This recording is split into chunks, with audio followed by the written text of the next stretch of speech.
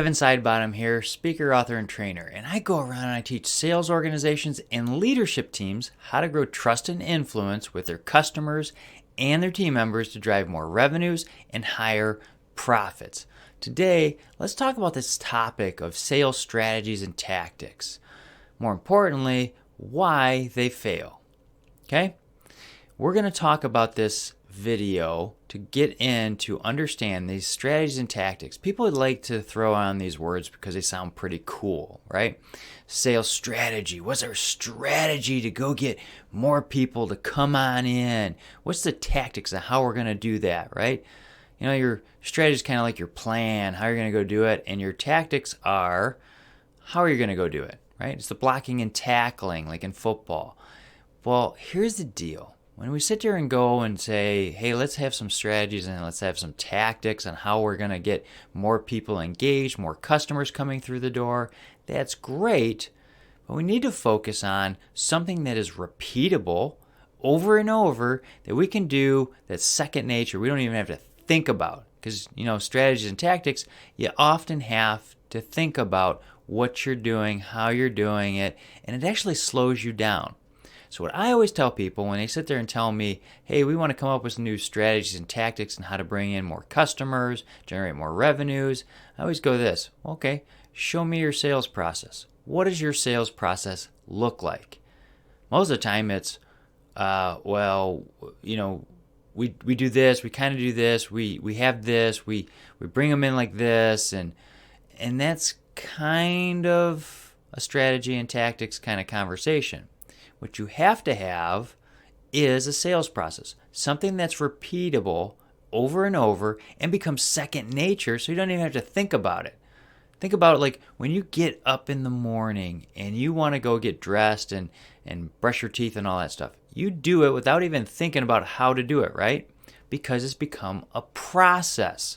And I know it doesn't sound as cool or as sexy as a word like strategy, but here's the deal. A process is what gets it done.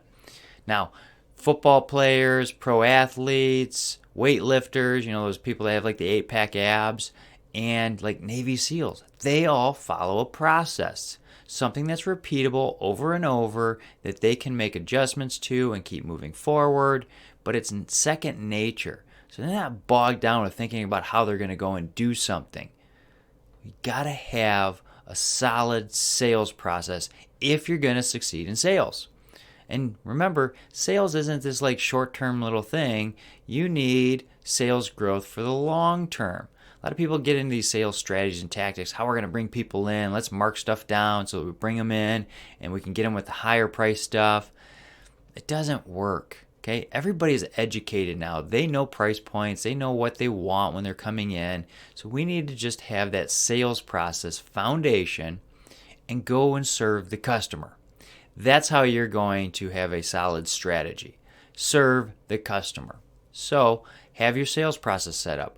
Walk through it and make sure that you're answering the 5 buying decisions that every customer has. Because if you're not, well, now you're just a commodity, and the only differentiating factor in a commodity is price, right? And nobody wins when you're in the pricing game. Now, I've worked with multi-billion-dollar organizations that had strong purchasing organizations, and I've worked in $1,000 deals. Here's the deal. The sales process still works when you answer the 5 buying decisions. You need to make sure that you're hitting the mark when you're going and talking with those people. You also need to know who the mechanics are. That's right, the mechanics.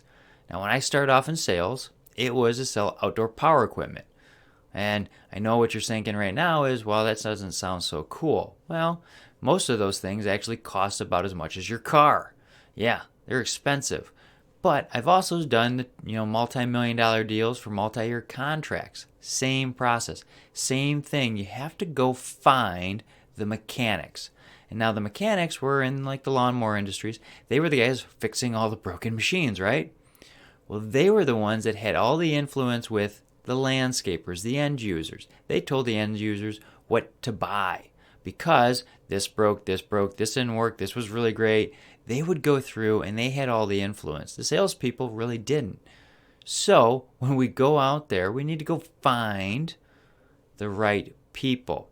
If you're starting your sales process or your strategy and your tactics, when someone gives you a request for quote, an RFQ, you're already too late.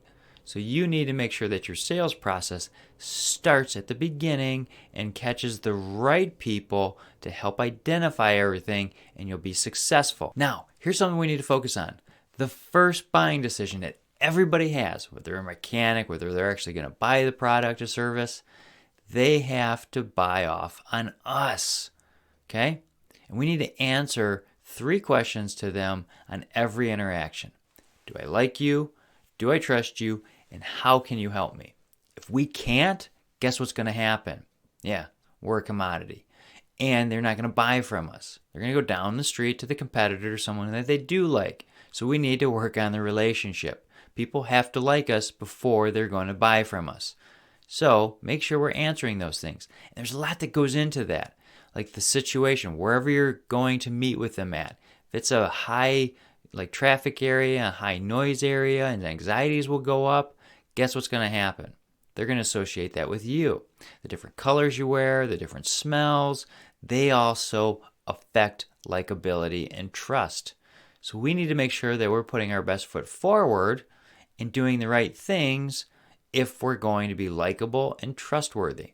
And then we got to ask lots of questions, right? Because everybody has 3 types of questions they have to answer, right? It is, what's my situation? What are my issues? And what are the ramifications if I don't get these issues addressed? We need to be asking questions to understand that for them and help them derive the solution. Because if we're not, well, again, you're a commodity. Just got to ask the right kind of questions. So whether you use my sales process or anybody else's, make sure you're setting your footing right and have a solid foundation, just like a house. Because if you don't have a good foundation, the roof's going to collapse in on you. All right? If you have any questions, feel free to reach out. I have all my information down below so you can get a hold of me. If you like this video and it's helpful, hit like, share, subscribe, send it to somebody you think it might help. That's why I do these videos. We'll see you next time.